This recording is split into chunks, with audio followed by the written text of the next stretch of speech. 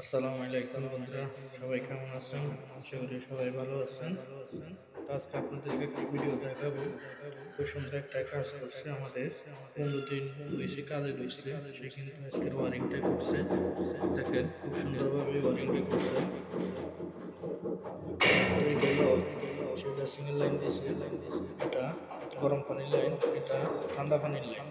ঠিক আছে, এখান থেকে এখানে দূরত্ব 6 ইঞ্চি, মিডল থেকে এই মিডল 6 ইঞ্চি। সে পুরো একই সিস্টেম। এটা দুটো গরম ঠান্ডা মিক্সার হয়ে শাওয়ার মিক্সার হয়েছে, শাওয়ারের মিক্সার হয়েছে, শাওয়ার মিক্সার। এটা গরম পানির লাইন, গরম পানি এদিকে আসবে।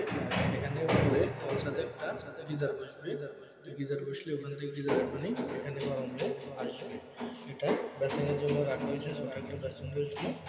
আর এছাড়া আপনার হাইকমের পাম্পসের জন্য লাইন না দিয়ে বা টাইম ছেড়ে লাইনটা দিচ্ছে, যেন পুশ হ্যান্ড পুশ সুন্দরভাবে ব্যবহার করা যায়।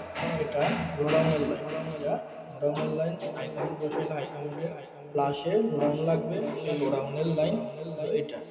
ঠিক আছে বন্ধুরা, এটা আমরা এখানে এই লাইনটারে এইভাবে কেটে, এখান দিয়ে কেটে না দিয়ে আমরা নিচে দিয়েছি, কারণ একটা কলম হচ্ছে বিল্ডিংয়ের স্থাপনা, কারণ এগুলা ভাঙলে পরবর্তীতে আমরা বিল্ডিং দুর্বল হওয়ার সম্ভাবনা থাকে। তাই আমরা এখানে একটু কষ্ট হলেও দিক দিয়ে কেটে এভাবে লাইন করছি। আপনারাও কাজ করতে সেম একই সিস্টেমে করবে, তাহলে বাড়ি আলাদা কথা শুনতে হবে না, কাজও সুন্দর হবে।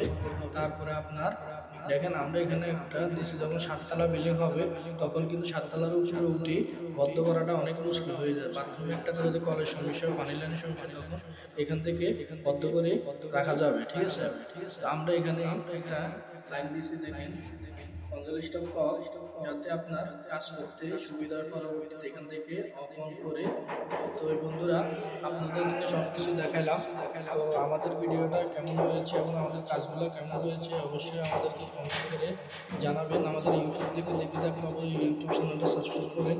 ফেসবুক থেকে দেখে থাকলে ফেসবুক পেজটাকে ফলো দিয়ে রাখবেন।